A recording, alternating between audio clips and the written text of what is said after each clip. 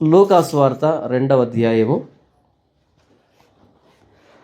1వ వచనం నుంచి 7వ వచనం వరకు వ్రాయబడినటువంటి లేఖన భాగాన్ని మనం ధ్యానిద్దాం. లూకా సువార్తని మొదటి అధ్యాయం నుంచి నేను భాగాలుగా వివరిస్తున్నాను. అందులో భాగంగా ఇప్పుడు ఈ ప్రాంతానికి 2వ అధ్యాయం వచ్చింది. ఆ దినములలో సర్వలోకమునకు ప్రజాసంఖ్య వ్రాయవలనని కైసరు ఔగుస్తు వలన ఆజ్ఞ ఆయను. ఇది కురేనియు సిరియా దేశమునకు అధిపతి అయి ఉన్నప్పుడు జరిగిన మొదటి ప్రజాసంఖ్య. అందరూ ఆ సంఖ్యలో వ్రాయబట్టుకు తమ తమ పట్టణములకు వెళ్ళిరి. యోసేపు దావీదు వంశములోను గోత్రములోను పుట్టినవాడు కనుక తనకు భార్యగా ప్రదానము చేయబడి గర్భవతి అయి ఉండిన మరియతో కూడా ఆ సంఖ్యలో వ్రాయబోటుకు గలిలయలోని నజరేతు నుండి యూదయలోని బెత్లెహేము అనబడిన ఊరికి వెళ్ళెను. వారక్కడ ఉన్నప్పుడు ఆమె ప్రసవ దినములు నిండెను కనుక తన తొలిచూలు కుమారుని కని పొత్తిగొడ్డలతో చుట్టి సత్రములో వారికి స్థలము లేనందున ఆయనను పశువుల తొట్టిలో పరుండబెట్టెను. ఈ చదవనటువంటి లేఖన భాగం అన్నది బహుశా మనకి కొన్ని పదుల సార్లు చదువుకున్నటువంటి బాగా తెలిసినటువంటి లేఖన భాగం. ప్రతి క్రైస్తవుడు తప్పనిసరిగా యేసు ప్రభు పుట్టుకను గూర్చి ఖచ్చితంగా ఏదో సందర్భంలో చదివి ఉంటాడు, వినుంటాడు, అనేక సందర్భాలు వినుంటాడు. అయితే మరొకసారి ఇందులో ఉన్నటువంటి లోతుని మనం ధ్యానిద్దాం. మనం మత్తయి సువార్త చూసినప్పుడు, మార్కు సువార్త చూసినప్పుడు మత్తయి గారు ఎలా ప్రారంభిస్తాడు యేసు ప్రభు పుట్టుకను గూర్చి అంటే దేవదూత వచ్చి చెప్పడం, దాన్ని మరియా వినడం, యోసేపు వినడం, అక్కడి నుంచి ప్రారంభిస్తాడు. మార్కు గారు ఎలా ప్రారంభించాడు అంటే ఆయన పుట్టుకుని పక్కన పెట్టేసి నేరుగా ఆయన పరిచర్య చేస్తున్నట్టుగా ప్రారంభిస్తాడు. అయితే లూకా గారు ఈ రెండు విధానాల్లో దేన్ని తీసుకోలే. ఆయన తీసుకున్న విధానం ఏంటి అంటే ఆ రోజు ప్రపంచాన్ని పరిపాలిస్తున్నటువంటి సూపర్ పవర్ దానియేలు గ్రంథంలో ఇనుముతో పోల్చినటువంటి బలమైనటువంటి కఠినమైనటువంటి అంతకుముందు రాజ్యాలన్నింటినీ పొడి చేయగలిగినటువంటి శక్తివంతమైనటువంటి సామ్రాజ్యం దగ్గర నుంచి ప్రారంభిస్తున్నాడు క్రీస్తుని పరిచయం చేయడానికి. ఎందుకు లూకా గారు ఈ విధానాన్ని ఎంచుకున్నాడు అంటే లూకా గారు చరిత్రకారుడు, వైద్యుడు. లూకా గారు ఎలా నెరేట్ చేస్తున్నాడు అంటే యేసుప్రభు పుట్టుక ఏదో ఒక కథ, ఒక పౌరాణిక సంఘటన అని పరిచయం చేయట్లే. ఇది ప్రపంచ సంఘటన. ప్రపంచాన్ని పరిపాలించిన రోమ్ ఆ నేపథ్యంలో నుంచి క్రీస్తుని తీసుకుని వస్తున్నాడు. అంటే క్రీస్తుని గూర్చిన ఏ సంఘటన కూడా చిన్నది కాదు, చాలా పెద్దది. రోమ్ అనేది ఈ ప్రపంచాన్ని పరిపాలించినటువంటి శక్తివంతమైన రాజ్యాలు అన్నింటికంటే భిన్నమైంది. మనం దానియేలు గ్రంథంలో చూస్తాం. ఆ జలముల్లో నుంచి రకరకాల మృగాలు, క్రూరమైన మృగాలు బయటికి రావడం చూస్తాం. ఒక్కొక్క రాజ్యాన్ని ఒకదాన్ని ఎలుగుబంటి అంటాడు, ఒకదాన్ని సింహం అంటాడు, ఒకటి చిరుతుపులు అంటాడు. ఇలా వర్ణించి మనకు తెలిసినటువంటి జంతువులతో. అయితే ఇంకొక రాజ్యం వచ్చిందంట, అది ముందు చెప్పిన మృగాల కంటే చాలా భిన్నమైంది. అసలు దాని వర్ణన ఎలాగుంటుందంటే అవన్నీ కలిపినా సరే దీంతో ఏమాత్రం సాటి కాదు అనేంత క్రూరమైనటువంటి మృగం, అదే రోమ్. అలాంటి రాజ్యములో నుంచి క్రీస్తును పరిచయం చేస్తున్నాడు. మనం యేసుప్రభుని గురించి ఎక్కడైనా మాట్లాడుతున్నామంటే, ఆలోచిస్తున్నామంటే మనం ఆలోచిస్తున్నది ప్రపంచ చరిత్రను ఆలోచిస్తున్నాము. ప్రపంచాన్ని ప్రభావితం చేసిన చారిత్రక సంఘటనని ఆలోచిస్తున్నాం. ఈరోజు క్రీస్తుని గురించి ప్రకటించేది ఎలా ప్రకటిస్తారు అంటే ఏదో నడుముల నొప్పులకో, మోకాల నొప్పులకో, జ్వరానికో, దగ్గుకో, జలుబుకో, ఇలాంటి వాటికి క్రీస్తుని ముడిపెట్టి మాట్లాడుకుంటున్నారు. క్రీస్తు ఔన్నత్యాన్ని మనమే దిగజారుస్తున్నాం. లూకా గారికి పెన్నిచ్చి క్రీస్తుని గురించి చెప్పమంటే ఆయన ఎక్కడి నుంచి ప్రారంభించడం అంటే రోమ్ సామ్రాజ్యం నుంచి మొదలుపెట్టాడు క్రీస్తుని. ఇప్పుడు చెప్పండి, రోమ్ సామ్రాజ్యం పెద్దదా, క్రీస్తు ఔన్నత్యం పెద్దదా? క్రీస్తు ఔన్నత్యం పెద్దదే. ఈ క్రీస్తు ఔన్నత్యం తెలియాలి అంటే రోమ్ వైభవం మనకు తెలియాలి. అది తెలిస్తే అది ఇంట్రడక్షన్ అవుతుంది క్రీస్తు పుట్టుకకి. ఆ దినములలో సర్వలోకమునకు, ఆయన వాడిన పదం ఏంటంటే ఇది మొత్తం ప్రపంచానికి, ఆనాటి రోమ్ పరిపాలనలో ఉన్న సర్వ ప్రపంచానికి ఒక ఆజ్ఞ జారీ చేయబడింది. అదేంటంటే ప్రజాసంఖ్య వ్రాయవలనని కైసరు ఔగుస్తు వలన ఆజ్ఞాయను. ఎవరు ఇంతకీ కైసరు ఔగుస్తు? సీజర్ అగస్టస్ అంటారు ఆయన్ని. ఎవరి కైసరు ఔగుస్తు అంటే రోమును పరిపాలించిన మొట్టమొదటి చక్రవర్తి. ఇంకా 400 సంవత్సరాల చరిత్ర నడవాలి, ఇంకా 400 సంవత్సరాల చరిత్ర నడవాలి. కానీ మొట్టమొదటి చక్రవర్తి కాలంలోనే ఈ సామ్రాజ్యం అంతంలో వచ్చేటువంటి అసలు సిసలైన రాజు ఈ ఇనుముని, దానికంటే పైన చెప్పిన ఇత్తడిని, దానికంటే పైన చెప్పిన వెండిని, దానికంటే పైన చెప్పిన బంగారాన్ని పొడిగా చేసి తూర్పు గాలికి కసువు కొట్టుకొని పోయేటట్టుగా చేసేటువంటి, చేతి సహాయం లేకుండా తీయబడిన రాయిని గూర్చి ఈ కఠినమైనటువంటి సామ్రాజ్య ప్రారంభంలోనే దేవుడు తన అనాదికాల ప్రణాళికని జరిగిస్తున్నాడు. ఈ విషయం సీజర్ అగస్టస్కి తెలియదు. సీజర్ అగస్టస్కి ఒక ఆలోచన వచ్చింది. అదేంటంటే నేను మొట్టమొదటి చక్రవర్తిని కదా, మన రోమ్ సామ్రాజ్య సరిహద్దుల్ని విస్తరిద్దాం. మన రోమ్ సామ్రాజ్యంలో ఎంతమంది ట్యాక్స్ కట్టే వాళ్ళు ఉన్నారు, ఎంతమంది సైనికులుగా పనికొస్తారు, అసలు జనాభా ఎంతమంది మన సామ్రాజ్యానికి తెలుసుకుందాం, మన సామ్రాజ్యాన్ని విస్తరిద్దాం అనేటువంటి ఆలోచన వచ్చింది. దానికి ఆయన తీసుకున్న తీర్మానం ఏంటంటే ప్రజాసంఖ్య, సెన్సస్, జనాభా లెక్కలు అంటారు కదా, అలా ప్రజాసంఖ్య వేస్తే సరిపోతుంది. అయితే ఇక్కడ ప్రజాసంఖ్య అని వ్రాయబడింది, కానీ ఒరిజినల్గా ఏముంటుందంటే ట్యాక్సేషన్ అని ఉంటుంది. అక్కడ మొత్తం ట్యాక్స్ ఎంతమంది కడుతున్నారో చూద్దాం అనేటట్టు ఉంటుంది. అయితే అందులో మిలిటరీ రిక్రూట్మెంట్ కూడా ఉంటుంది.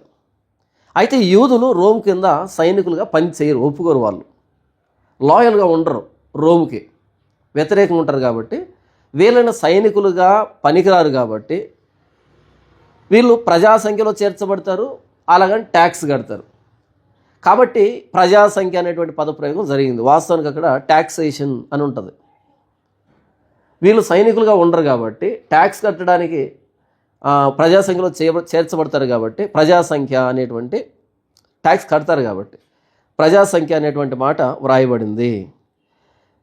కైసర్ ఔగుస్తు ఏమని ఆజ్ఞ జారీ చేశాడు అంటే రోమ్ పరిపాలనలో ఉన్న అందరూ ప్రజాసంఖ్యలో చేర్చబడాలి, ఎవ్వరు మిస్ కాకూడదు. రోమ్ ఏదైనా ఒక ఆజ్ఞను జారీ చేసిందంటే దాన్ని ఎవ్వడు మీరలేడు. అంత కఠినమైనటువంటి రాజ్యం అది. ఈ కైసర్ ఔగుస్తు ఇలాంటి ఆజ్ఞ జారీ చేశాడు. అయితే ఆయన తెలియకుండా ఏం జరుగుతుందంటే ఆయన అధికారంలోకి వచ్చేటువంటి 700 సంవత్సరాల క్రితం ప్రవక్త అయిన మీకా ఒక ప్రవచనాన్ని వ్రాసాడు. ఎక్కడుంటుంది అది? మీకా గ్రంథము 5వ అధ్యాయము 2వ వచనం ఏమని రాయబడిందో చూడండి. మీకా గ్రంథము 5వ అధ్యాయము 2వ వచనం. బెత్లెహేము ఎఫ్రాతా యోదావారి కుటుంబములలో నీవు స్వల్ప గ్రామమైనను నా కొరకు ఇశ్రాయేలీయులను నా కొరకు ఇశ్రాయేలీలను ఏలబోవాడు నీలో నుండి వస్తాడు అనేటువంటి ప్రవచనం చెప్పి అప్పటికి 700 సంవత్సరాలు అయింది. ఆ ప్రవచనం నెరవేరాలి ఇప్పుడు. అందులో రాయబడిన మాట ఏంటంటే, బెత్లెహేము ఎఫ్రాతా, యూదాలో నీవు స్వల్ప గ్రామానివి. బెత్లెహేములో మరలా ఎఫ్రాతా అనే ప్రాంతం చాలా చిన్న కుగ్రామం. యూదాలో నువ్వు కుగ్రామం, చిన్న గ్రామానివి. అయినా సరే నీలో నుండి ఇశ్రాయేలీలను పరిపాలించే మెస్సియా రాబోతున్నాడు అని చెప్పాడు మీకా. ఆయన ఆ బెత్లెహేము ఎఫ్రాతాలో నుంచి రావాలి అంటే ఇంతకీ మరియా ఎక్కడుందంట? మొదటి అధ్యాయము 26వ వచనం.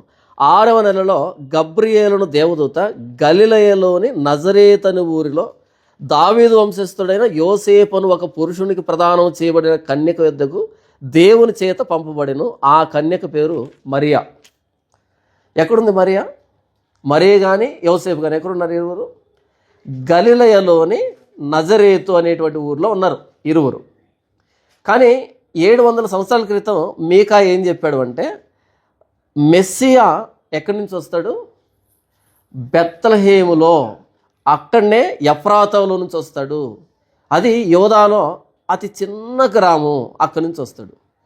మరి వీళ్ళు వలస వెళ్ళారు, బ్రతుకు తెరువు కోసం నజరేతుకు వెళ్ళారు. అక్కడ మనకు తెలుసు కదా, ఈ ఇజ్రాయెల్ మ్యాప్ ఎలాగుంటుందంటే, పైన గలిలయ ఉంటుంది, మధ్యలో సమరయ ఉంటుంది, ఆ కింద యోదయ ఉంటుంది. ఈ 3 భాగాలుగా ఉంటుంది కదా. గలిలయ, సమరయ, యోదయ. వీళ్ళు ఎక్కడున్నారు? ఆ చివరిలో ఉన్నారు, గలిలయలో ఉన్నారు. ఈ గలిలయలో ఉన్నటువంటి చాలా నోటబుల్ పర్సన్స్ వీళ్ళు, అందరికీ తెలిసిన వల్ల. మరి ఎవ్వరికి తెలియనటువంటి, ఏ గుర్తింపు లేనటువంటి వ్యక్తులు. ఆయనేమో వడ్రంగి పని చేసుకునే ఆయన, ఈవిడేమో ఇంట్లో పని చేసుకునేటువంటి కన్యక, వయసులో ఉన్నటువంటి ఒక అమ్మాయి. వీళ్ళకు అంతకుమించిన గుర్తింపు ఏమీ లేదు. నాకు తెలిసి 2-3 వీధులు తెలుసుంటాయి వీళ్ళని గురించి, అంతమించి పెద్దగా ప్రాముఖ్యత ఏమీ లేదు. అలా ఏ గుర్తింపు లేనటువంటి, ఏ గొప్పతనం లేనటువంటి ఇద్దరిని గలిలయ నుంచి యోదయకు కదిలించడానికి దేవుడు ఎవరిని కదిలించాడు? ఆ రోజు ప్రపంచాన్ని పరిపాలిస్తున్నటువంటి సీజర్ అగస్టస్ని కదిలించాడు. ఆయనకు వచ్చింది ఆలోచన. ఇప్పుడు చెప్పండి, ఈ ఇంట్లో ఈరోజు వాక్యం ప్రకటించబడ్డానికి చిన్నదే జరిగి ఉంటుంది అంటారా? చిన్నది జరిగి ఉంటుంది కదా, చాలా పెద్దదే జరిగి ఉంటుంది. ఏది కూడా క్రీస్తుని గురించి ఒకటి మనం చేస్తున్నామంటే, ఆలోచిస్తున్నామంటే, అది అక్కడే ప్రారంభమైంది కాదు. దాని వేరు 700 సంవత్సరాల క్రితం ఉంది ఇక్కడ. కానీ యోసేపు అనుకుంటున్నాడు చాలా లాంగ్ జర్నీ కదా ఎలా అని. మరి అనుకుంటుంది నేను అంత దూరం రాగలనా అని. సీజర్ అనుకుంటున్నాడు ఎంతమంది జనాభా ఉన్నారని. వీళ్ళందరూ తెలియకుండా ఏం జరుగుతుందంటే 700 సంవత్సరాల ప్రవచనం ఒకటి నెరవేర్పులోకి వస్తుంది. ఎవరికి తెలియదు ఈ విషయం. ఆపసోపాలు పడుతున్న మరియకు తెలియదు, ఇంత దూరం ఎలా వెళ్ళాలన్నటువంటి యోసేపుకు తెలియదు, ఎంతమంది జనాభా ఉన్నారు, ఎంత ట్యాక్స్ వస్తుందని ఆలోచిస్తున్నటువంటి సీజర్కు తెలియదు. సాధారణమైనటువంటి ఇద్దరిని కదిలించడానికి ప్రపంచ చరిత్రను కదిలిస్తున్నాడు. చిన్న విషయం కాదు క్రీస్తుని గురించి మనం మాట్లాడుతున్నాం, ఆలోచిస్తున్నామంటే. 2వ వచనం, ఇది కురేనియు సిరియా దేశమునకు అధిపతి ఉన్నప్పుడు జరిగిన మొదటి ప్రజా సంఖ్య. ఈ ప్రజా సంఖ్య ఎప్పుడు జరిగిందంటే, ఇది ఫస్ట్ సెన్సస్. సెకండ్ సెన్సస్ ఎప్పుడు జరిగింది? 8 to 6 BCలో ఫస్ట్ సెన్సస్ జరిగింది. ఓకే, లేదా 8 to 4 ఫస్ట్ సెన్సస్ జరిగింది BC. సెకండ్ సెన్సస్ ఎప్పుడు జరిగిందంటే 6 ADలో జరిగింది. స్పష్టమైనటువంటి ఆధారం ఏంటంటే, మొదటి సెన్సస్లో క్రీస్తు పుట్టాడు. యేసు ఎప్పుడు పుట్టాడు? డిసెంబర్ 25 కదా, కాదా? మనం కేకు తినడానికి కక్కుర్తిపడి తయారు చేసుకున్న డేట్ అది. కేక్ తినాలంటే పక్కనే బేకరీకి వెళ్ళండి, తినండి. ఎందుకు పనికి వాళ్ళ సంప్రదాయాలన్నీ అంటగడతారు బైబిల్కి? క్రీస్తు ఎప్పుడు పుట్టాడు అంటే 6 BC నుంచి 4 BC మధ్యలో పుట్టాడు. ఎప్పుడు పుట్టాడో డేట్ లేదు. కానీ ఈ మధ్య కొంతమంది పుట్టుకొచ్చారు, లేదు లేదు మా డేట్ తెలుసు అని మొదలుపెట్టి క్యాల్కులేట్ చేయడం స్టార్ట్ చేశారు. అంత ప్రాముఖ్యత ఉంటే ఇక్కడ రాస్తాడు కదా, మనం వెతుక్కునే అంత ఛాన్స్ ఎందుకు ఇస్తాడు? ఇక్కడ ఉంటుంది కదా. ఇప్పుడు సీజర్ అగస్ట్ టైంలో అని చెప్పాడు, తర్వాత కురేనియో సిరియా దేశానికి అధిపతిగా ఉన్నప్పుడు అని చెప్పాడు, లోకల్ గవర్నర్ అయినా ఆయన మొత్తం ఎంపరర్. ఇంత స్పష్టంగా అడ్రస్ ఇచ్చినప్పుడు మరి ఆ డేట్ కూడా చెప్తాడు కదా. ఆ డేట్ చెబితే మీరు ఎక్కడ కేక్ కట్ చేస్తారని ముందుగానే జాగ్రత్త పడి పరిశుద్ధాత్మ దేవుడు అంతే కదా. మీ భక్తి అన్నది, మీ విశ్వాసం అన్నది ఒక రోజును బట్టో, ఒక ప్రాంతాన్ని బట్టో, ఒక సంఘటనను బట్టో ఉండకూడదు, సత్యాన్ని ఆధారం చేసుకుని ఉండాలి అనే ఉద్దేశంతో డేట్ని ఆయన వేయకుండా వదిలిపెడితే మనం తవ్వుకొని బయటికి తీసుకున్నాం. డిసెంబర్ 25 యేసుప్రభు పుట్టాడని లేఖనాల్లో లేవు. అసలు యేసుప్రభు పుట్టాడనే ముచ్చట ఆ మొదటి క్రిస్మస్ మరియమ్మకే లేనప్పుడు మనకెందుకు? ఫస్ట్ కేక్ కట్ చేయాల్సింది ఎవరు? ఆవిడే కదా. ఆవిడే కేక్ కట్ చేయలే. అప్పట్లో కేక్ లేదంటారా? ఉంది ఉంది.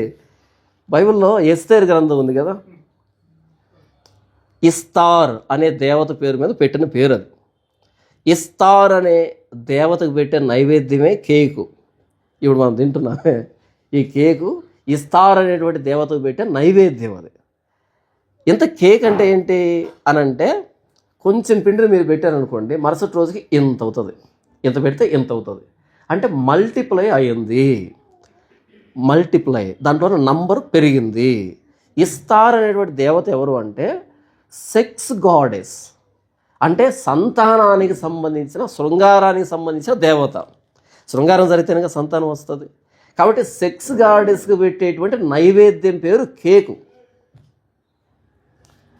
ఆ ఇస్తార్ అనేటువంటి దేవత కానీ, ఆషరా అనేటువంటి దేవత కానీ, మోలేకు కానీ, బయలు కానీ, అస్తారోతు దేవతలు కానీ వీళ్ళు కనిపిస్తే, వీళ్ళ విగ్రహాలు కనిపిస్తే నరికి కాల్చి కోలదొరయండి అని బైబిల్ చెప్తే, వాళ్ళకు పెట్టిన నైవేద్యాన్ని పట్టుకొచ్చి క్రీస్తు ఎదురుగా పెట్టి కేక్ కట్ చేసి సిగ్గు శరం లేకుండా, అది కూడా తండ్రి కుమార పరిశుద్ధాత్మలో కట్ చేస్తారు.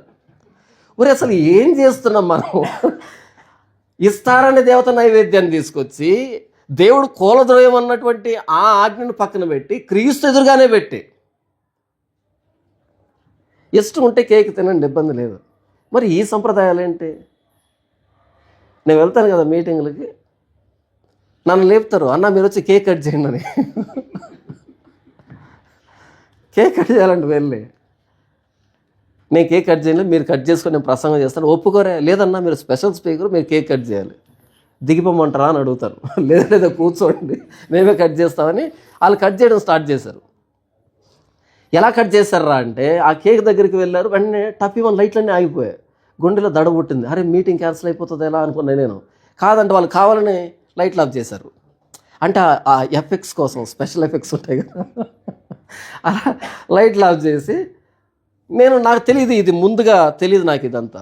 నేనేమనుకున్నాను, కరెంటు పోయింది కదా, ఇక మీటింగ్ ఎలా జరుగుతుంది, ఇంత పెద్ద మీటింగ్ అని నేను అనుకుంటున్నాను. కాదు, వాళ్ళు ఆఫ్ చేశారంట ఉద్దేశపూర్వకంగా. ఆఫ్ చేసిన తర్వాత నిదానంగా అందరి చేతుల నుంచి క్యాండిల్స్ వెలిగాయి. అది ఉన్న లైట్లు ఆపడం ఎందుకు? క్యాండిల్ వెలిగించడం ఎందుకు? క్యాండిల్ ఎందుకు? చీకట్లో వెలుగు కోసం. ఉన్న వెలుగుని ఆఫ్ చేసి కొత్తగా క్యాండిల్స్ ఎందుకు వెలిగించారు? ఏమో వెలిగించారు. అందులో పాస్టర్ గారు క్యాండిల్ వెలిగించి ఆ కేక్ మధ్యలో పెట్టాడు. అప్పుడు ప్లాస్టిక్ కవర్లో నుంచి ఓపెన్ చేసి ఒక పెద్ద చాక్ ఇచ్చారు ఆయనకి, ఏది ప్లాస్టిక్ చాకు. ఆ చాకుని ఇలా పైకెత్తాడు. పైకెత్తిన తర్వాత తండ్రి యొక్కయు, కుమారుని యొక్కయు, పరిశుద్ధాత్మ యొక్కయు నామములో అనగా అందరూ ఆమెనన్నారు. అప్పుడు ఆ కేక్ కట్ చేశాడు. నాకు అనిపించింది, వీళ్ళు తెలిసి చేస్తున్నారా, తెలియకుండా చేస్తున్నారా? పెద్దోళ్ళు మరలా, చిన్నోళ్ళు కాదు నేను చెప్తున్నది.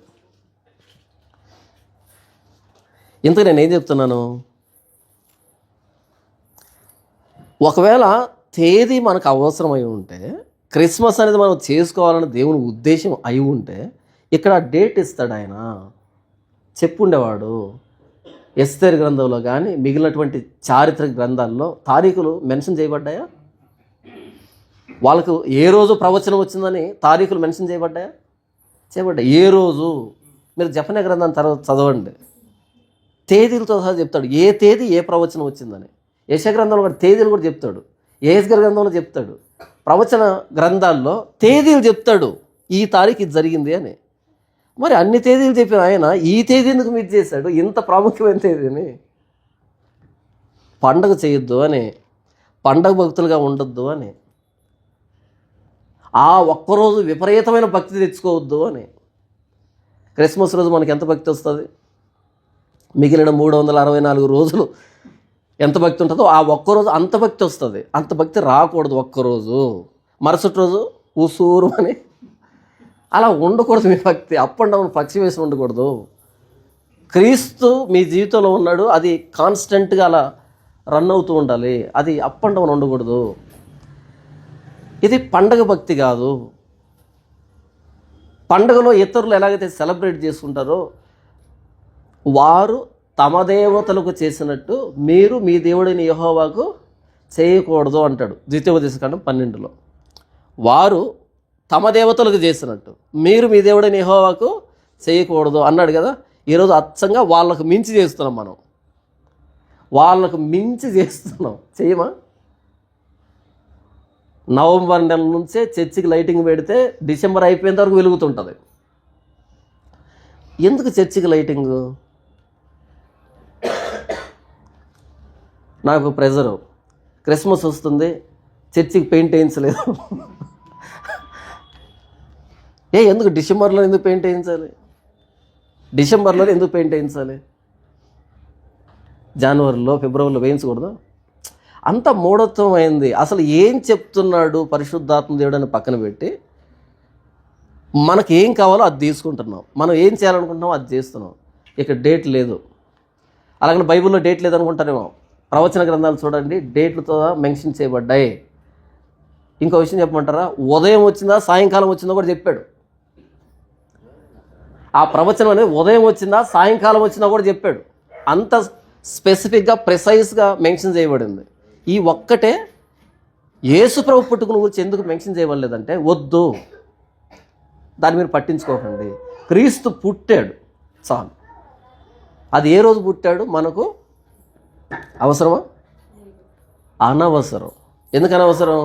అపోస్తులకు అది అనవసరం కాబట్టి, ప్రవక్తలకు అది అనవసరం కాబట్టి, మరియమ్మకి అది అనవసరం కాబట్టి, క్రైస్తవ మిషనరీలకి హతసాక్షులకి అనవసరం కాబట్టి మనకెక్కడి నుంచి వచ్చింది భక్తి? దీన్ని ఆర్సిఎం రోమన్ క్యాథలిక్ మిషన్ వాళ్ళు పట్టుకొచ్చారు ఈ పండుగని.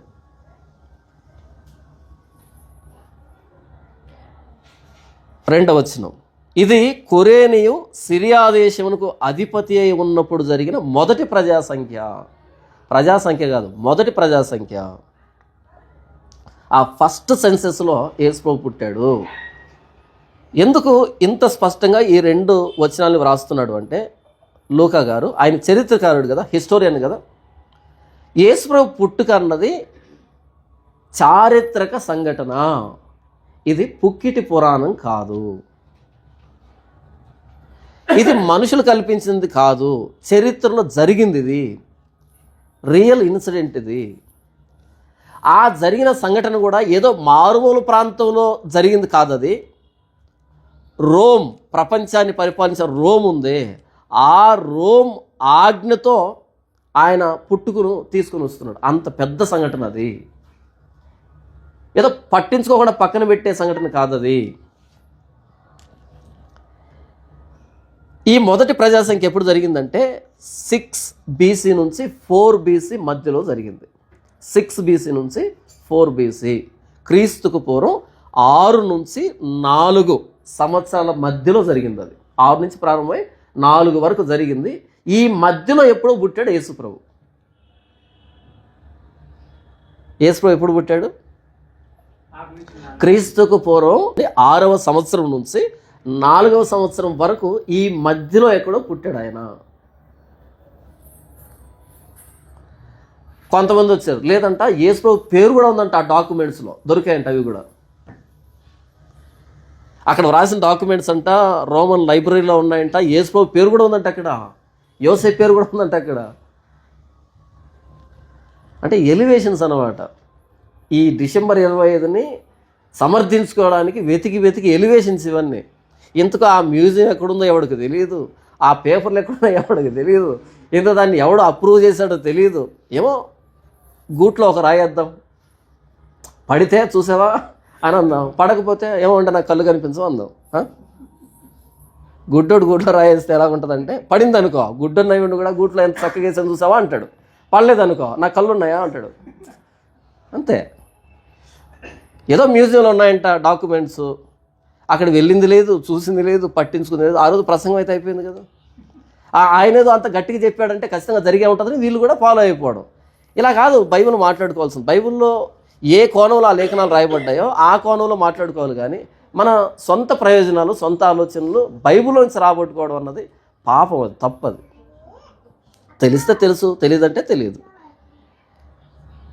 లూకా గారు ఏం చెప్తున్నారు అంటే, యేసుక్రీస్తు పుట్టుక అన్నది చారిత్రక సంఘటన, ఇది కల్పిత కాదు, చరిత్రలో నిజంగా పుట్టాడు ఆయన.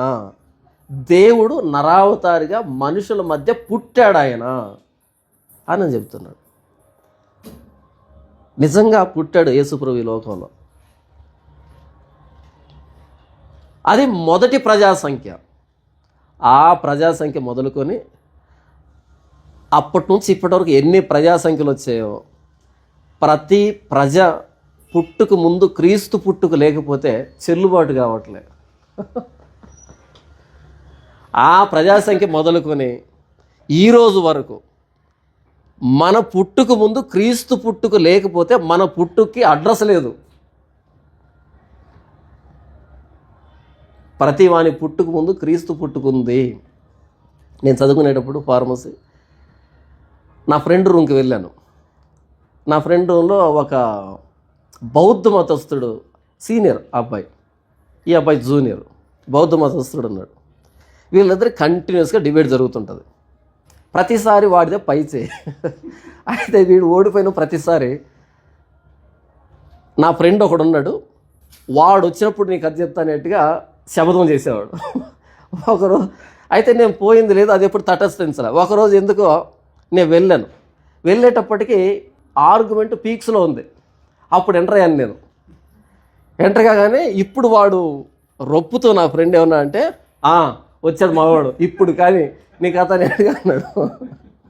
నాకు ఏం తెలియదు, బ్యాక్గ్రౌండ్ తెలియదు, వాళ్ళు ఎందుకు గొడవ పడుతున్నారో తెలియదు. చాలా హీటెడ్ ఆర్గ్యుమెంట్ కదా. నేను ఫ్రెష్గా ఎంటర్ అయ్యాను లోపలికి. అప్పుడు ఆ అబ్బాయి ఉండి నేరు నా దగ్గరకు వచ్చి, ఇన్ని రోజులు నీ గురించి చాలా పెద్దగా చెప్పాడు, నువ్వా అని ఆ పుస్తకం, గౌతమ్ బుద్ధుని కూర్చున్న పుస్తకం ఈ సైజు ఉంది అది, ఆ పుస్తకం నా చేతిలో పెట్టి, ఈ పుస్తకాన్ని చదివి గౌతమ్ బుద్ధుడు ఎందుకు తప్పు, నేను యేసు ప్రభువుని ఎందుకు నమ్మాలి చెప్పు అన్నాడు. ఎప్పుడు చదవాలి నేను దాన్ని? చదవకుండా ఏదో చెప్పాను అనుకో, ఇది చదివావా అంటాడు. ఆర్గ్యుమెంట్ అనేది వ్యాలిడ్గా ఉండదు. ముందు చదవాలి, అక్కడి నుంచి డిస్ప్రూవ్ చేయాలి. చదవడం స్టార్ట్ చేశాననుకో, నాకు తెలిసి 2 నెలలు ఈజీగా పడుతుంది. ఇప్పుడు ఏం చేయాలి నేను? వెంటనే ర్యాండమ్గా ఇలా బుక్ను ఓపెన్ చేశాను. జస్ట్ ఇలా ఓపెన్ చేశాను ర్యాండమ్గా. ఓపెన్ చేస్తే ఆ మధ్యలో ఒక లైన్ కనిపించింది. మధ్యలో అదే కనపడింది.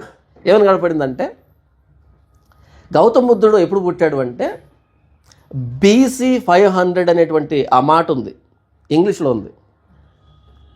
BC 500లో పుట్టాడు అని ఉంది ఆ ఇంగ్లీష్లో. బహుశా నంబర్ ఉంది కాబట్టి నేరుగా చూపు అక్కడికే వెళ్ళిందేమో. వెంటనే ఆ వ్యక్తికి ఇచ్చి, అక్కడ ఏదో ఉంది చదువుతావా అనగానే ఆ వ్యక్తి చదివాడు BC 500 అని. ఇంతకేంటి దాని అర్థం అన్నా. గౌతమ బుద్ధుడు క్రీస్తుకు పూర్వం 500లో పుట్టాడు అన్నాడు. ఎవరు పుట్టారు అన్న? గౌతమ బుద్ధుడు అన్న. గౌతమ బుద్ధుడు పుట్టాడు అనే దానికంటే ముందుగా BC అని ఉంది కదా, అదేంటి ఇంతకీ అన్న. బిఫోర్ క్రైస్ట్ అన్నాడు. Who is Christ? గౌతమ బుద్ధుడు తర్వాత 500 సంవత్సరాలు క్రీస్తు పుడితే 500 సంవత్సరాల తర్వాత పుట్టిన ఆయన పుట్టుక, 500 సంవత్సరాల ముందు పుట్టిన ఈయన పుట్టుకు ముందు దేనికి అని అడిగాను. నో ఆన్సర్, సైలెన్స్ అంతే. వెళ్ళాడు, ఒక మూల కూర్చున్నాడు, అలా దీర్ఘంగా ఆలోచిస్తున్నాడు. నేను 4 సంవత్సరాలు కంప్లీట్ చేసుకుని వచ్చేంత వరకు ఆలోచిస్తూ ఉండుంటాడేమో నాకు తెలిసి. మళ్ళీ ఎప్పుడు నా దగ్గర రాలేదు, నాకు చెప్పలేదు. ఇంత మించి ప్రూఫ్ కావాలన్నా? యేసు ప్రభు ముందు పుట్టిన వాళ్ళకి క్రీస్తు పుట్టుకే దిక్కు, యేసు ప్రభు తర్వాత పుట్టిన వాళ్ళకి క్రీస్తు పుట్టుకే దిక్కు. ఈ మధ్య కొంతమంది వచ్చారు, ఏమనంటే బీసీ ఏడి కాదండి, సిఈ బీసీఈ. ఏంటంట? ఆ కామన్ ఎరా, బిఫోర్ కామన్ ఎరా అంటున్నారు. ఇప్పుడు పిల్లలు ఉన్నారు, సిఈ బీసీఈ అని ఉంటుంది. వాళ్ళకి డౌట్ వస్తుంది ఒకనొక రోజు, ఇంతకు సిఈ అంటే ఏంటి, బీసీఈ అంటే ఏంటంటే ఆవిడ గూగుల్లో అడుగుతారు కదా వెళ్ళి. అప్పుడు అక్కడ ఏమని రాయబడిందంటే, బిఫోర్ క్రైస్ట్ అని ఒప్పుకోవడానికి ఇష్టం లేని వాళ్ళు పెట్టుకున్న పేరు ఏంటంటే బిఫోర్ సిఈ అని. సిఈ అంటే ఏంటంటే anno Domini, the year of the Lord అనే దాన్ని ఒప్పుకోవడానికి ఇష్టం లేని వాళ్ళు పెట్టుకున్న పేరు సిఈ అని చెప్తుంది. అది అంటే మళ్ళీ వచ్చేసిందా క్రీస్తు అనే పదం? నువ్వు ఎంత మూసిపెట్టినా లోపలికి వెళ్తే మరలా క్రీస్తే రావాలన్నా? తప్పదు. ఆ రోజు రోమన్ గవర్నమెంట్కే ఆయన్ను దాచిపెట్టడం సాధ్యం కాలే. సమాధిలో ఆయన్ని పెట్టి, సమాధి పెద్ద రాయి మూసిపెట్టి రోమన్ గవర్నమెంట్ సీల్ వేశారు, ఇంకెవరు తీయకూడదు అని. అలాగే ఉంది అది. మరలా సైనికులు, నాకు తెలిసి ఇలాంటి సంఘటన ఇంకెక్కడ జరగదు, జరగబోదు కూడా. అయినా సమాధి సెక్యూరిటీ ఏంటి? ఆనాటి ప్రపంచాన్ని పరిపాలించిన ఆ సామ్రాజ్యపు గుర్తు సమాధి మీద ఎందుకు? జడ్ కేటగిరీ సెక్యూరిటీ, బతికినోడి కాదు, చనిపోయినాడికి. చాలా భద్రం కాపలా కాస్తున్నారు. 3వ రోజు తెల్లవారుతూ ఉంది. యేసు ప్రభు లోపల నుంచి రాలే, పైనుంచి దేవదూతలు వచ్చారు. ఎందుకని? ఆయన బయటికి రావడానికి కాదు, బయట ఉన్న లోపలికి పోవడానికి. యేసు ప్రభు బయటికి రావడానికి కాదు, ద్వారం తెరవబడింది. బయట ఉన్నారే వాళ్ళు లోపలికి వెళ్ళి చూసి నిర్ధారణ చేసుకోవడానికి. ఆయనకి ఎందుకు ద్వారం తెరవబడాలి?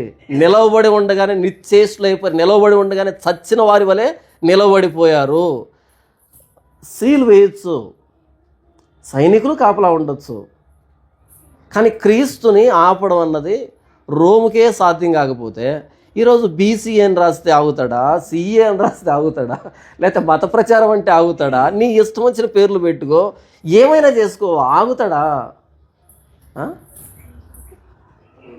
అదేదో సామెత ఉంది, ఒకడు అనుకున్నాడంట, రోజు నా కోడి కూస్తేనే తెల్లారుతుంది, నా విలువ తెలియట్లేదని. ఆ కోడిని గట్టిగా గొంతు పట్టుకున్నాడు తెల్లవారేంత వరకు. సూర్యుడు వచ్చాడు, తెల్లారింది. అంటే కోడి ఇవ్వకుండా కూడా తెల్లారుతుందబ్బా. తెల్లారుతుంది కాబట్టి కూస్తుంది, కానీ ఇది కూస్తుంటే తెల్లారట్లే. కాబట్టి ఏవో కొన్ని కొత్త చట్టాలు, కొన్ని కొత్త హింసలు, కొన్ని కొత్త బూతులు మాట్లాడితే క్రైస్తవ్యం ఆగదది. ఎందుకంటే ఇది హిస్టారికల్ ఈవెంట్, ఇది పుక్కిటి పురాణం కాదు. ఏవో జీవోలు పాస్ చేస్తేనో, ఏమంటారు 4-5 బైబుల్ తగలబెడితేనో, కరపత్రికలు చింపితేనో, 4-5 కొట్టి వీడియోలు తీసి యూట్యూబ్లో పెడితేనో ఆగేది కాదు క్రైస్తవం అనేది. అలా ఆగదు. ఎందుకని? ఒకవేళ భారతదేశంలో క్రైస్తవానికి ఎదురు తగులుతున్న వ్యక్తులు క్రూరత్వం ఉంది కదా, ఆ క్రూరత్వానికి రోమ్ క్రూరత్వం తెలియక భ్రమపడుతున్నారు వీళ్ళు.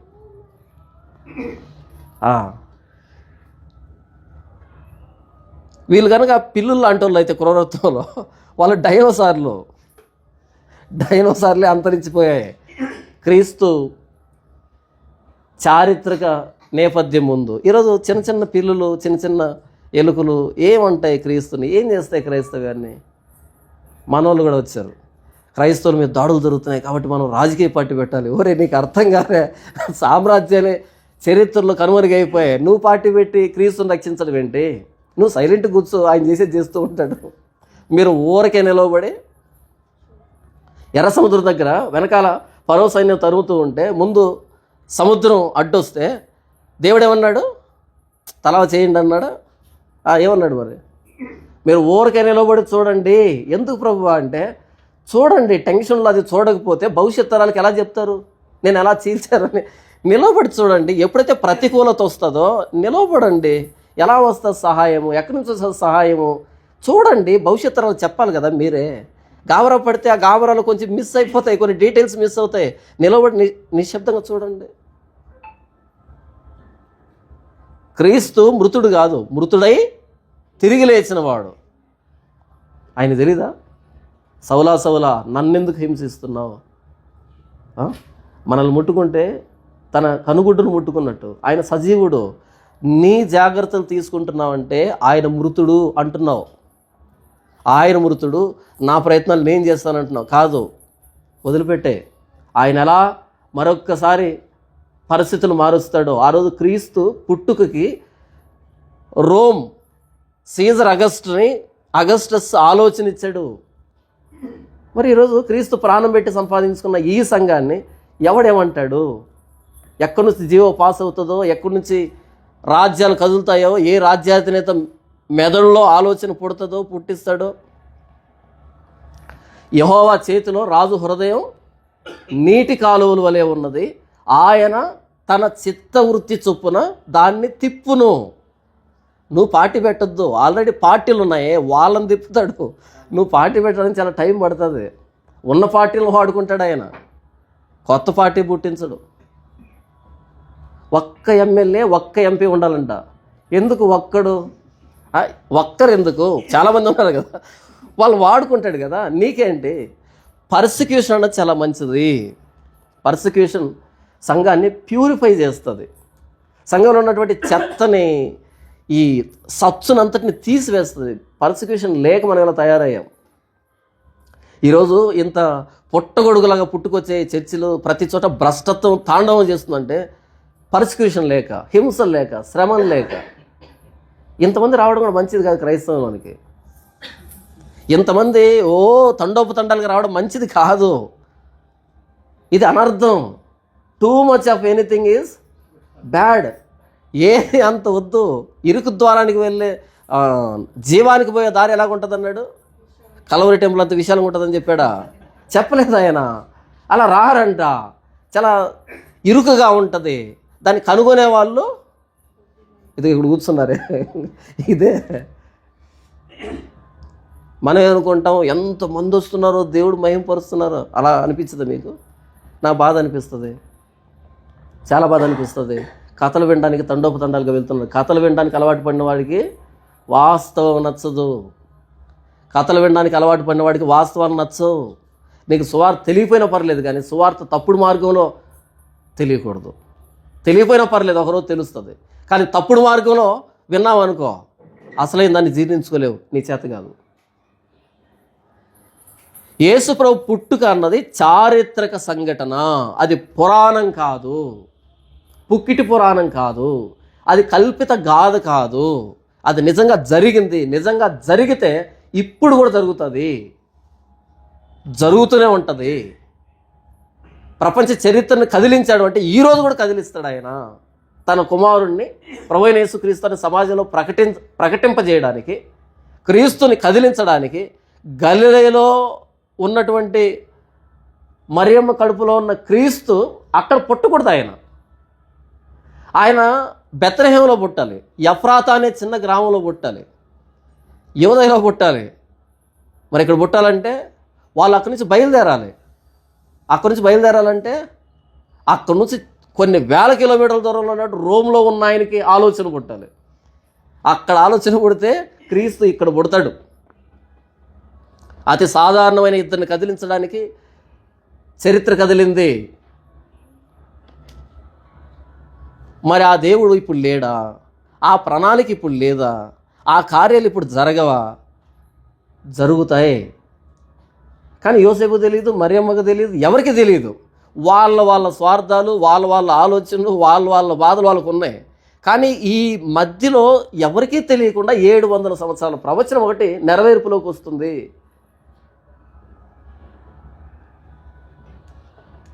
నాలుగవ వచనం, మూడవ వచనం, అందరూ ఆ సంఖ్యలో వ్రాయబడుటకు తమ తమ పట్టణములకు వెళ్ళిరి. ఆ ప్రజా సంఖ్యలో వ్రాయబడ్డానికి వెళ్తున్నారు. కానీ ఒక ఆయన ఇంకొక ఆయన చేర్చబడబోతున్నాడు. వీళ్ళిద్దరు బయలుదేరి వెళ్ళారు ప్రజా సంఖ్యలో చేర్చబడ్డానికి. కానీ ఇంకొక ఆయన చేర్చబడబోతున్నాడు. అది తెలియదు ఎవరికి.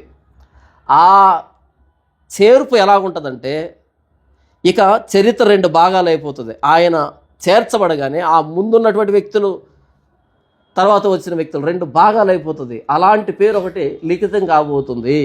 అలాంటి వ్యక్తి ఒకడు పుట్టబోతున్నాడు.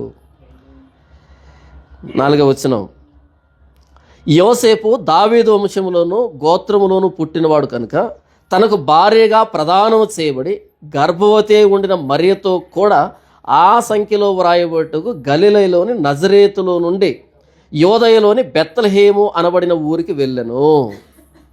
వారు అక్కడ ఉన్నప్పుడు ఆమె ప్రసవ దినములు నిండెను. అంటే ఎప్పుడు గబ్రియేలు దేవదూత చెప్పాడు, అప్పటి నుంచి ఎన్ని నెలలకి సీజర్ అగస్టస్కి ప్రజాసంఖ్య వేయాలని ఆలోచన పుడుతుంది. అక్కడి నుంచి బయలుదేరి ఇక్కడికి వచ్చి ఎన్ని రోజులు ఉంటే ప్రసవ దినాలు నిండుతాయి. ఇదంతా క్యాల్కులేషన్ అయినా లేకపోతే యాదృచ్ఛికంగా జరిగిందా?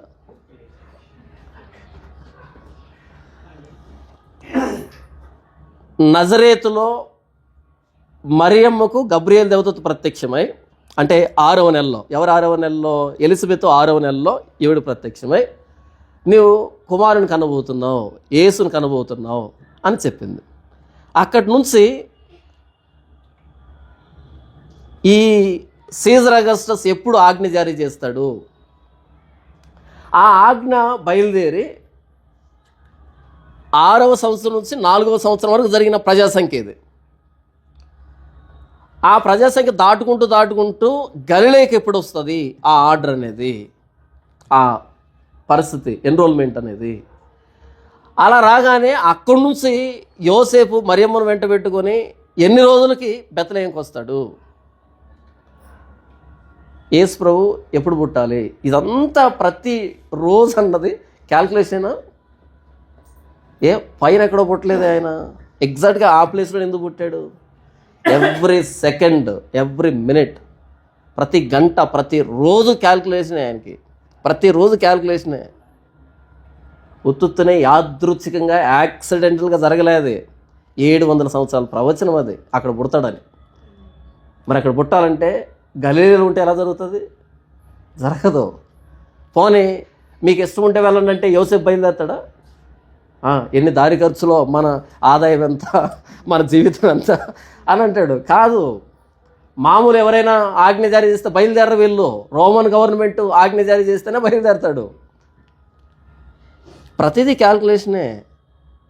మరియమ్మ గర్భంలో యేసు పెరుగుతున్నాడు కదా, రోజు పెరుగుతున్నాడు కదా, అంటే క్యాల్కులేషన్ ప్రకారమే పెరుగుంటాడా? లేకపోతే మరియమ్మ తిన్నదాన్ని బట్టి తాగిందాన్ని బట్టి పెరుగుంటాడా? క్యాల్కులేషన్ ప్రకారమే పెరిగాడు. ఎగ్జాక్ట్గా మీకా ప్రవచించినటువంటి ఆ ప్రవచన స్థలంలోకి వచ్చినప్పుడే ఆయన ఈ లోకానికి వచ్చాడు. అంటే లూకా గారు ఏం చెప్తున్నారు అంటే, బైబిల్లో ఉన్న దేవుడు చరిత్రను తన స్వాధీనంలో ఉంచుకున్న దేవుడు. కాలాల మీద సార్వభౌమ అధికారం కలిగిన దేవుడు. చరిత్ర ఎవరి చేతిలో ఉంది? మన దేవుని చేతిలో ఉంది. భవిష్యత్తు ఎవరి చేతిలో ఉంది? మన దేవుని చేతిలో ఉంది. భూత వర్తమాన భవిష్యత్ కాలంలో ఉండు సర్వాధికారి అయిన దేవుడు మన దేవుడు. మనం ఎందుకు కంగారు పడ్డాం? మనకు తెలియకుండా చాలా విషయాలు జరగవచ్చు, తప్పు లేదు. కానీ మనకు తెలియకుండా ఆ అయోమయంలో కూడా దేవుని ప్రణాళికలు జరిగిపోతూ ఉంటాయి. మరియమ్మ గర్భవతిగా అంత దూరం గాడిద మీద కూర్చొని రావడం అంటే చిన్న విషయం కాదు. అది అంబులెన్స్ కాదు. అంబులెన్స్లో కూర్చున్నా సరే చాలా కష్టంగా ఉంటుంది. అంత ప్రయాస తను పడుతూ ఉన్నప్పుడు, అంత అయోమయ పరిస్థితి పడుతూ ఉన్నప్పుడు ఏంటి పరిస్థితి? వాళ్ళ దగ్గర డబ్బు లేదు, వడ్రంగి పని చేసుకుంటే డబ్బు వస్తుంది, బ్రతకాలి. కానీ అక్కడి నుంచి ప్రయాణానికి ఎంత దూరం వస్తే ఇక్కడ ఏం పని చేయాలి వాళ్ళు? అసలు తెలిసిన ఊరేం కాదు, ఎప్పుడో పుట్టి పెరిగారు, అక్కడికి వెళ్ళారు. మూలాలు ఎక్కడున్నాయి కానీ వాళ్ళ బంధుత్వం లేదు. ఇక్కడ ఎవరు తెలిసిన వాళ్ళు లేరు. తెలిసిన వాళ్ళు ఉంటే వాళ్ళ ఇంటికి వెళ్తారు, కానీ సత్రంలో స్థలం లేదని పశువుల తొట్టులో ఎందుకు పరుండి పెడుతుంది? కాబట్టి బంధువులు కూడా ఎవరు లేరు, తెలిసిన వాళ్ళు ఎవరు లేరు, మూలాలు ఉన్నాయి. యోసేపు ఎన్నిసార్లు జేబు తడుముకో ఉంటాడో మనకు తెలియదు, మరియమ్మ ఎన్నిసార్లు టెన్షన్ పడి ఉంటుందో మనకు తెలియదు. ఆ గందరగోళంలో లోకరక్షకుడు వస్తున్నాడనే విషయం వాళ్ళకు తెలియదు. అవునా? పురిటి నొప్పులు పడితేనే కదా పన్నంటి పెట్టి లోకానికి వస్తాడు. పురిటి నొప్పులు లేకుండా వస్తాడా? యోసేపు పురిటి నొప్పులు పడుతున్నాడు, మరియమ్మ పురిటి నొప్పులు పడుతుంది, అటు సీజరు పురిటి నొప్పులు పడుతున్నాడు, ఇటు కురేనియా పురిటి నొప్పులు పడుతున్నాడు. ఎవరు పురిటి నొప్పులు? వాళ్ళవే. లోకరక్షకుని ఈ లోకాన్ని తీసుకుని రావడానికి. కాబట్టి క్రీస్తును గురించి ఒక సమాచారం మనం ప్రకటిస్తున్నామంటే అది అక్కడనే ప్రారంభమైంది కాదు, అప్పుడే ప్రారంభమైంది కాదు, దానికి మూలం ఉంటుంది. వారు అక్కడ ఉన్నప్పుడు ఆమె ప్రసవ దినములు నిండెను కనుక తన తొలిచూలు కుమారుని కని పొత్తిగుడ్డలతో చుట్టి సత్రములో వారికి స్థలము లేనందున ఆయనను పశువుల తొట్టులో పరుండబెట్టెను. యేసుప్రభు ఈ లోకానికి వచ్చేటప్పటికి ఆయన్ను పరుండబెట్టడానికి సత్రంలో స్థలం లేదంట. సత్రంలో స్థలం లేదు అంటే ఈరోజు మనం పాటలు పాడుతున్నాం కదా, ఈ క్రిస్మస్ పాటలు ఉంటాయి. అబ్బో ఒక నక్షత్రం వచ్చేసింది, అసలు గొల్లలు వచ్చేసారు, జ్ఞానులు వచ్చేసారు, ఓ సంబరం, బెత్తలహేములో సందడి, యోదయలో సందడి. ఏ సందడి లేదు. మీరు రాసుకున్నారు ఆ పాటలు, ఏ సందడి లేదు. ఆయన ఎవరికి తెలియదు. బెత్తలహేములో సందడి, సందడి ఉందా? సత్రంలో స్థలం లేకపోతే సందడి ఎక్కడి నుంచి వచ్చింది? ఒకవేళ సందడి ఉంటే సత్రంలో మాకు స్థలం లేదని వాళ్ళు కొట్టుకుంటూ సందడి ఉండాలి, కానీ క్రీస్తులో కనుక వచ్చాను ఏ సందడి లేదు. నువ్వు పాటలో బీట్ బాగుండాలని, ప్రాస బాగుండాలని కలపొద్దు. అసలు ఆయన ఈ లోకానికి వచ్చాడని ఎవరికి తెలియదు. సాధారణమైన రాత్రి అది, మామూలు రాత్రి అది, ఎవరికి గుర్తింపు లేని రాత్రి అది. అయితే ఈ గొల్లలు వచ్చి వాళ్ళు చెబుతూ ఉంటే మిగతా వాళ్ళు ఆశ్చర్యపోయారు, ఏంటి ఇది నిజమా అని. ఆ కొద్ది మంది తెలుసు, మరలా మిగతా అందరికీ తెలియదు. ఎందుకంటే ఇప్పట్లాగా వాట్సాప్, సోషల్ మీడియా లేదు కదా అంత ట్రెండింగ్లోకి రావడానికి. కాబట్టి యేసు ప్రభు అంత ప్రాముఖ్యత కలిగినోడు, అంత తెలిసినోడు, అంత సంబరము, సందడి, అసలు యానిమేషన్లు కానీ మనం పాడే పాటలు కానీ ఎలా ఉంటుందంటే మొత్తం మిరుమిట్లు కొలిపేటట్టుగా తారాజువులు వెలిగేయమనుకుంటారు. ఏమి లేదు, జస్ట్ సాధారణమైన రాత్రి అది. ఆయన పుట్టినప్పుడు సత్రంలో స్థలం లేదంటే మామూలు పిల్లాడి లెక్క పరిగణించబడ్డాడు తప్ప అంత అతీతమైన వ్యక్తి పుట్టాడని ఎవరికీ తెలియదు అక్కడ. ఈరోజు మనం క్రిస్మస్ గ్రీటింగ్ కార్డుల మీద వేసుకునే అంత సీనరీ లేదు అక్కడ, అంత గ్రాఫిక్స్ కూడా లేదు. సాధారణమైనటువంటి ఒక గుహ లాంటిది, పశువులు ఉండేటువంటిది. అక్కడ కూడా తొట్టిలో పరుండు పెట్టింది. కిందంటే పాములు పాడు ఏమైనా ఉంటాయి కదా, కాబట్టి ఆ తొట్టిలో పరుండు పెట్టింది. అతి సాధారణమైన పుట్టుక. సత్రంలో స్థలం లేదు, సాధారణమైన పుట్టుక. ఎందుకు పశువుల తొట్లు పడుకున్నాడు అంటే పశుప్రాయుల్ని మార్చాలి. ఎందుకు పశువుల తొట్లు పడుకున్నాడు అంటే ఇక మీదట పశువులు బలిగావు, నేనే బలి పశువుని. ఇదిగో లోక పాపమును మోసుకొని పోవు దేవుని గొర్రె పిల్ల, ఇక మీదట మీరు చావాల్సి అక్కర్లేదు, పశువులకు విముక్తి వచ్చింది. అంతవరకు లేవీకాండం మొదలుకొని ప్రతిరోజు ఎన్ని జీవాలు, ఎన్ని పశువులు బలైపోతున్నాయో, పండగలు వస్తే ఎన్ని వేటలు దిగుతున్నాయో, దహన బలిగా నిత్యం మండుతుంది కదా. ఇక మీదట మీకు ఆ ప్రయాస అక్కర్లేదు, విముక్తి. పశువులు కూడా విముక్తి వచ్చింది. ఎన్ని పశువులు అర్పిస్తున్నా రాని మారు మనసు ఈ దేవుని గొర్రెపిల్ల అర్పించబడితే వస్తుంది. మూర్ఖులు, కరుడు గట్టిన నేరస్తులు మారుతారు ఆయన ప్రాణత్యాగంతో. ఎందుకు పశువుల తొట్లో పరుండ పెట్టబడ్డాడు?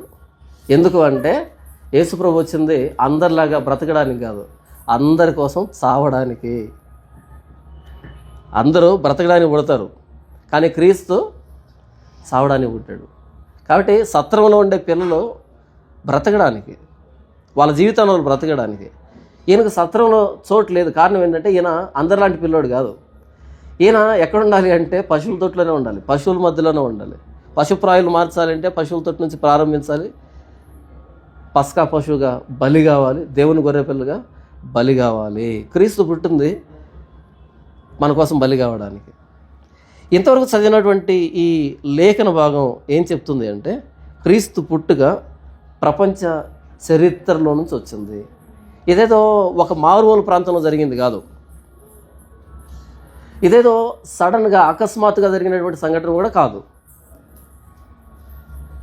వాళ్ళ పాత్రలు ఏం చేస్తున్నాయో వాళ్ళకు తెలియకుండానే 700 సంవత్సరాల చరిత్ర నెరవేరింది ఆ రోజు రాత్రి. మరేమో కూడా తెలియదు ఆ విషయం. యోసేపుకు తెలియదు ఆ విషయం. ఆ జనసంఖ్యలో వ్రాయబడ్డానికి వచ్చిన ఎవరికి తెలియదు ఆ విషయం.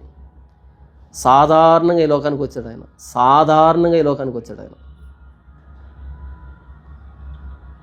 అంతగా తగ్గించుకున్నాడు ఆయన. తన్ను తాను రిక్తుడిగా చేసుకున్నాడు ఆయన. దేవుడు ఈ లోకానికి వచ్చేటప్పుడు ఎలా రావాలి? ఎంత ఆర్భాటంగా రావాలి? ఎంత గంభీరమైనటువంటి వాతావరణం ఉండాలి? ఆకాశంలో ఎన్ని మెరుపులు మెరవాలి, ఎన్ని లైటింగ్లు వెలగాలి, ఎంత అద్భుతమైనటువంటి ఎంట్రీ ఇవ్వాలి కదా. అలా ఏం లేదు. ఆ చీకట్లో ఎవ్వరికి తెలియకుండా అతి సాధారణంగా వచ్చి ఆ పశువుల తోటలో పడుకున్నాడు. ఈరోజు మనం క్రీస్తు నమ్ముకుంటే చర్చిలో మనకు ఒక గుర్తింపు ఉండాలి, సమాజంలో గుర్తింపు ఉండాలి, ఎక్కడ వెళ్తే అక్కడ గుర్తింపు ఉండాలి, 10 మంది వంగి నమస్కారాలు పెట్టాలి. ఏంటో ఏముంటుందో నాకు తెలియదు నిజంగానే. అంత గౌరవం, అంత ఘనత వస్తే మీ జీవితం మీకు లేకుండా పోతుంది. నిజంగా ఎవరికి తెలియకుండా సీక్రెట్గా బ్రతకండి, మీ జీవితాన్ని మీరు బతుకుతారు. అందరూ తెలిసేట్టుగా బ్రతికారనుకో మీ జీవితం మీకు ఉండదు. అసలు మీరు ఎక్కడ తిరగలేరు, ఏమి చేయలేరు, సాధారణమైనటువంటి పనులు కూడా మీరు చేసుకోలేరు. ఇప్పుడు నేను బయలుదేరి వస్తూ ఉంటే ఏమంటారు, ట్రాఫిక్ సిగ్నల్ పడింది. పడగానే పక్కన టపి కొట్టాడు ఒక వ్యక్తి కార్ని. గుండె జల్లుంది. ఎవడో స్వామి ఎందుకు కొడుతున్నాడని. అన్నా వందనాలు అన్నా అన్నాడు. నేను లోపల కూర్చో అంటే కాసిన దూరం రాగానే ఆ స్కూటర్ తీసుకొచ్చి ముందు నిలబెట్టాడు. ఏమైందనుకున్నా అన్న ఒక్క ఫోటో. నేనేం చెప్తున్నానంటే, క్రీస్తుకి గుర్తింపు లేదు. మనం గుర్తింపు కోసం ప్రాకులాడొద్దు. గుర్తింపు కోసం ప్రాకులాడుతున్నావంటే నీ జీవితాన్ని నాశనం చేసుకున్నావు అని అర్థం. ఒక్కసారి ఆ స్టేటస్కి వచ్చిన తర్వాత మళ్ళీ దిగలేవు, అక్కడే ఉంటే జీవితాన్ని అనుభవించలేవు.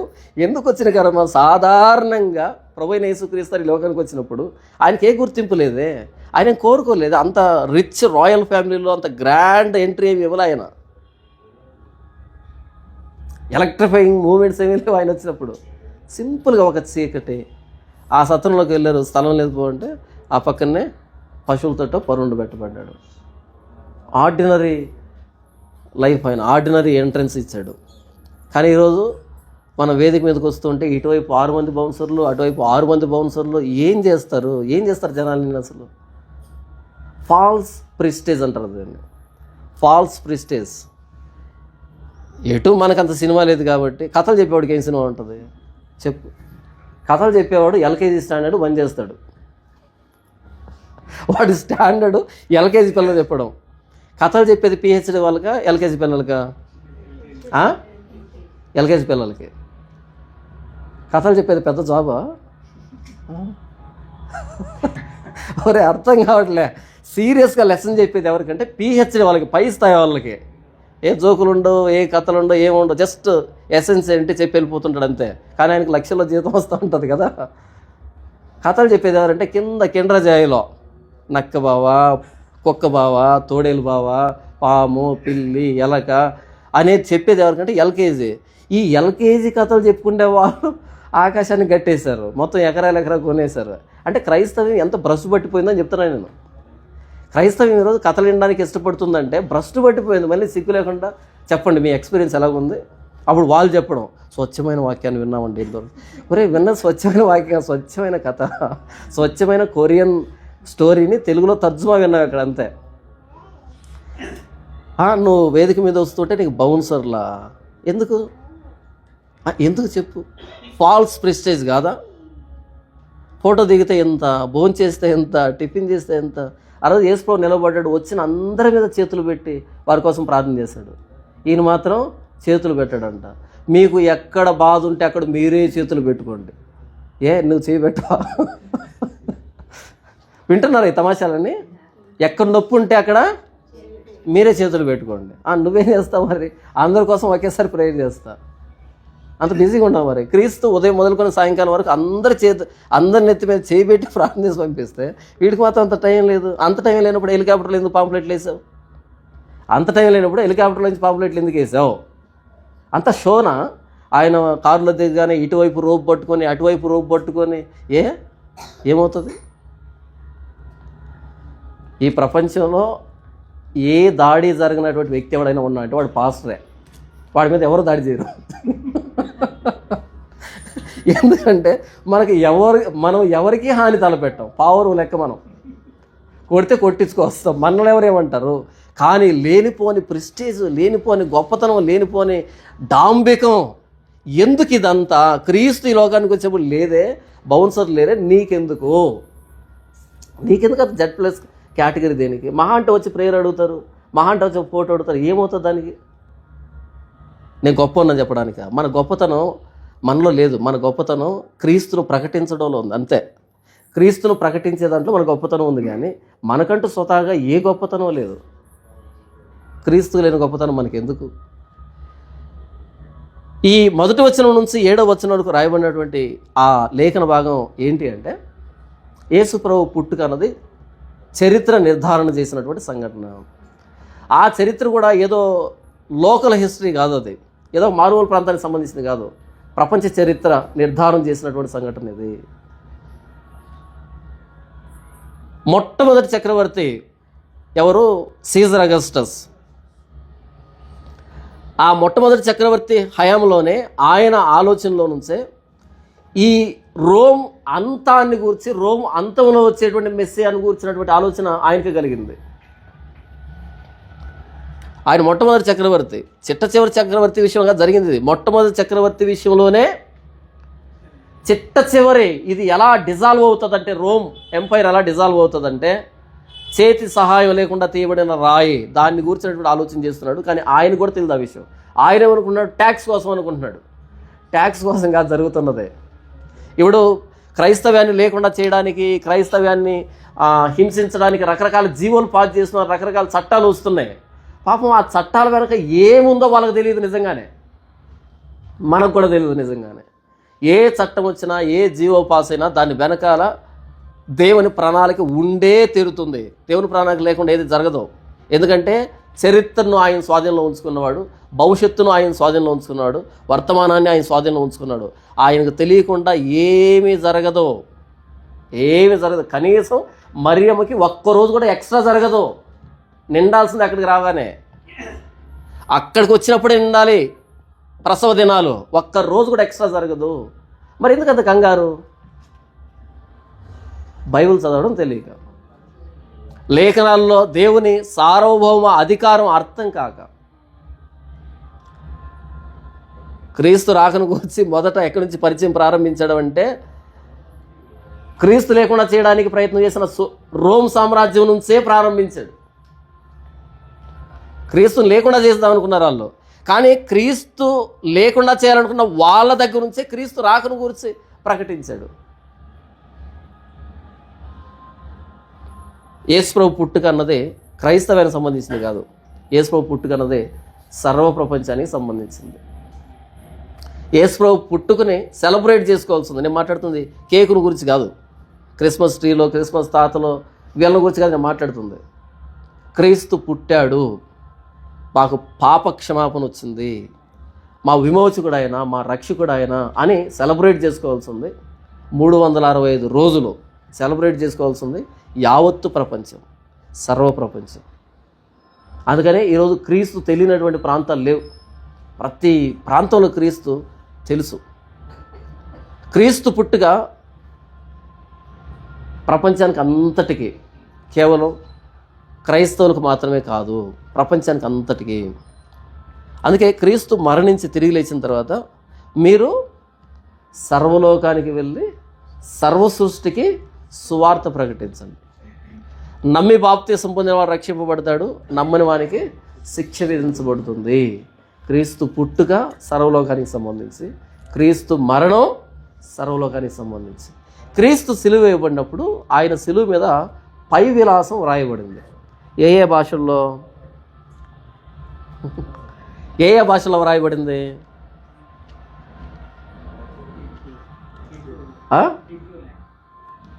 గ్రీకు, రోమా, హీబ్రూ, అంతేనా? గ్రీకు భాషలో రాయబడింది, రోమా అంటే లాటిన్ భాషలో రాయబడింది, తర్వాత హీబ్రూ భాషలో రాయబడింది. ఏం చెప్తుంది అది అంటే, గ్రీకు ప్రపంచానికి జ్ఞానాన్ని పరిచయం చేసింది, సాహిత్యాన్ని పరిచయం చేసింది. ఆ గ్రీక్ అయిపోయిన వెంటనే రోమ్ వచ్చింది. కాబట్టి అప్పటి గ్రీకు ప్రాబల్యం ఉంది. అప్పటికి ఇంకా జ్ఞానులకి తెలియాలి క్రీస్తు మరణించాడని. ప్రపంచ జ్ఞానులు గ్రీకులంటే సోక్రటీస్ కానీ, ప్లేటో కానీ, అరిస్టాటిల్ కానీ ప్రపంచానికి జ్ఞానాన్ని చెప్పిన వాళ్ళు. ఆ జ్ఞానులకు తెలియాల్సింది ఈ క్రీస్తు మరణాన్ని గురించి. గ్రీకులో రాయండి. రోమా భాషలో రాశారు. ప్రపంచాన్ని ఉక్కుపాదంతో పరిపాలించినటువంటి, కఠిన హృదయులైనటువంటి, అత్యంత శక్తివంతులైనటువంటి, యుద్ధ వీరులైనటువంటి రోమేలకు తెలియాల్సిన సమాచారం ఆయన మరణ సమాచారం.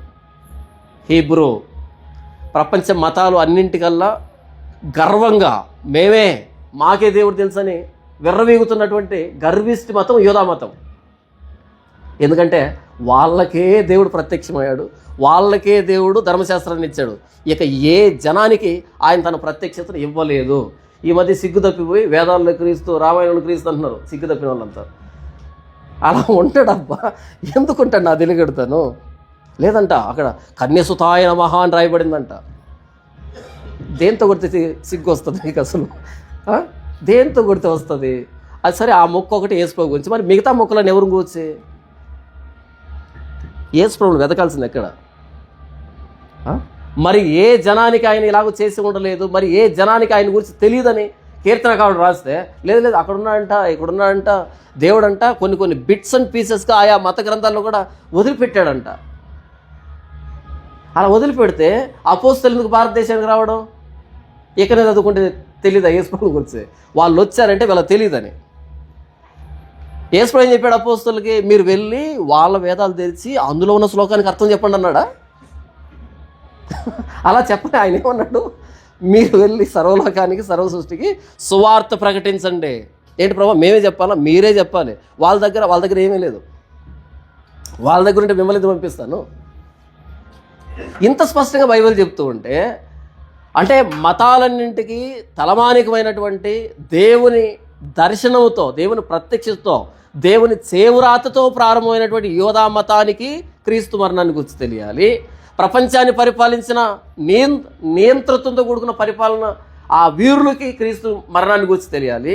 జ్ఞానులకి క్రీస్తు మరణాన్ని గురించి తెలియాలి. సింపుల్ చెప్పాలంటే ప్రపంచం అంతటికి తెలియాలి. ప్రపంచంలో ఉన్న జ్ఞానులకు తెలియాలి, వీరులకు తెలియాలి, ఆధ్యాత్మికవేత్తలకు తెలియాలి క్రీస్తు మరణం.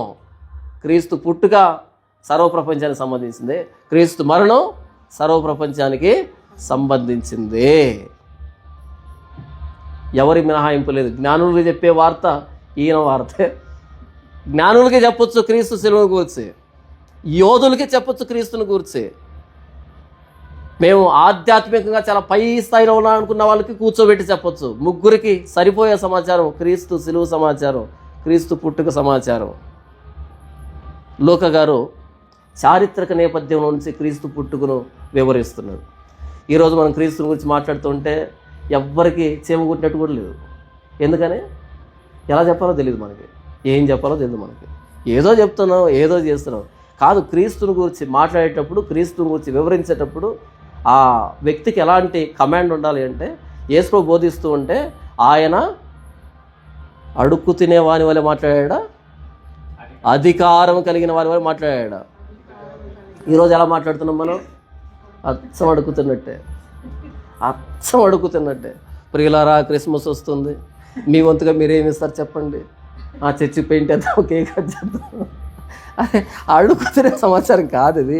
క్రీస్తుని గురించి మాట్లాడేటప్పుడు ప్రపంచ చరిత్ర గురించి మాట్లాడుతున్నావు, ప్రపంచ నియంతృత్వాన్ని గురించి మాట్లాడుతున్నావు, జ్ఞానుల గురించి మాట్లాడుతున్నావు, మేధావుల గురించి మాట్లాడుతున్నావు.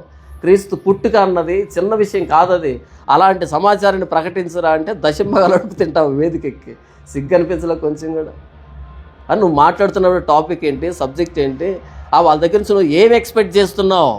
జ్ఞానులను కూర్చోబెట్టి చెప్పేటువంటి సమాచారం ఇది, యోధులను కూర్చోబెట్టి చెప్పేటువంటి సమాచారం ఇది, ఆధ్యాత్మిక వేత్తల్ని ఫిలాసఫర్స్ని కూర్చోబెట్టి చెప్పేటువంటి సమాచారం ఇది. ఎంత రొమ్ము విరుచుకొని, ఎంత గర్వంగా, ఎంత హుందాగా, ఎంత అధికారంతో ప్రకటించాల్సిన సమాచారం ఇది. లోకగారిని అడుగు చెప్తాడు, ఎక్కడి నుంచి మొదలు పెట్టాడు ఆయన? పుట్టుకును గూర్చి రోమ్ దగ్గర నుంచి మొదలు పెట్టాడు. నువ్వు ఎక్కడి నుంచి మొదలు పెడుతున్నావు? క్రీస్తు పుట్టుకును గూర్చి. క్రీస్తుని పుట్టుకుని గురించి చెప్పేటప్పుడు, క్రీస్తుని గురించి మాట్లాడేటప్పుడు ఆ హుందాతనం, ఆ గర్వం అంటే నెగిటివ్ కాదని మాట్లాడుతుంది. అది ఉండాలి. ఇది మనల్ని బట్టి వచ్చేది కాదు, క్రీస్తుని బట్టి వచ్చేది. మన నుంచి వచ్చేటువంటి ధైర్యం కాదు ఇది, క్రీస్తు పుట్టుకును గూర్చి వచ్చేటువంటి ధైర్యం ఇది. ఈ 1వ వచనం నుంచి 7వ వచనం వరకు మన జీవితంలో ఎన్ని గందరగోళ పరిస్థితులు ఉన్నా సరే, ప్రపంచ చరిత్ర ఎలా మారుతున్నా సరే, ప్రతి మార్పు, ప్రతి జీవో క్రీస్తు మహిమ కోసమే మారుతూ ఉంటుంది. ప్రపంచ సంఘటనలు ఎలా మారుతున్నా సరే క్రీస్తు మహిమ కోసమే మారుతూ ఉంటాయి, క్రీస్తు ప్రకటన కోసమే మారుతూ ఉంటాయి. ప్రస్తుతం అవి మనకు అర్థం కాకపోవచ్చు, ప్రస్తుతం వాటి భావం మనకు తెలియకపోవచ్చు. మనకు తెలిసిందల్లా ఒకటే, ఇది ఆయన చిత్తంలో ఆయన మహిమ కోసం జరుగుతూ ఉంది అంతే. మరియమ్మకు ప్రసవ దినాలు నిండుతున్నాయి, నొప్పులు వస్తున్నాయి, అయినా సరే దేవుడు మహిమ కోసమే. ఆ మాత్రం నొప్పులు పడాలి, ఎందుకంటే లోకరక్షకుని మోస్తున్నటువంటి గర్భం అది. అంత సులభంగా, అంత సాధారణంగా ఈ లోకానికి రాడాయన. కాబట్టి లోకరక్షకుని మోయాలి అంటే మన తలలో, మన జీవితంలో ఆ మాత్రం ప్రసవ వేదన, ఆ మాత్రం నొప్పులు పడాలి. మేము లోకానికి వెళ్తే తిడుతున్నారు, కొడుతున్నారు, ప్రసవ వేదన పడాలి కదా. శ్రమలు ఎదురవుతున్నాయి, ఎందుకంటే మనం తీసుకుని వెళ్తున్నది కథలను కాదు, పుక్కిటి పురాణాలను కాదు, చరిత్రను తీసుకుని వెళ్తున్నాం. చరిత్ర అందరికీ అర్థం కాదు. కాబట్టి క్రీస్తును మోస్తున్న మనం, క్రీస్తు సువార్తను మోస్తున్న మనం ఆ మాత్రం నొప్పులు, ప్రసవ వేదన, ఆ పురిటి నొప్పులు పడాల్సిందే.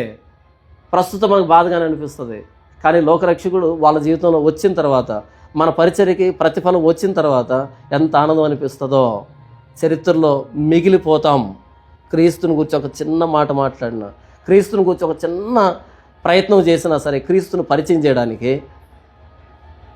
సీజర్ అగస్టస్ స్థానంలోకి వెళ్ళిపోతాం, కురేనియా స్థానంలోకి వెళ్ళిపోతాం, యోసేఫ్ స్థానంలోకి వెళ్ళిపోతాం, మరే స్థానంలోకి వెళ్ళిపోతాం. వెళ్ళమా? వీళ్ళందరూ కలిపి క్రీస్తుని లోకానికి తీసుకుని వచ్చారు. నీ ద్వారా క్రీస్తు ఈ లోకానికి వెళ్తున్నాడు అంటే ఈ వరుసలోనే ఉంటాం. చిన్న విషయం కాదు ఇది. చరిత్రను మార్చిన ఆయన చరిత్ర. ఆ చరిత్రను మనం చెప్పేటువంటి అవకాశం వచ్చినా, లేకపోతే ఆ చరిత్రను ప్రపంచానికి చూపించే అవకాశం వచ్చినా దాన్ని ఉపయోగించుకుందాం, వాడుకుందాం. మనం చరిత్రలో నిలబడతాం. ఎందుకంటే ఆయన చరిత్రను ప్రకటించిన వాళ్ళమే చరిత్రలో మిగిలిపోతాం చరిత్రలో. దేవుడి వాక్యాన్ని దీవించును గాక. ఆమె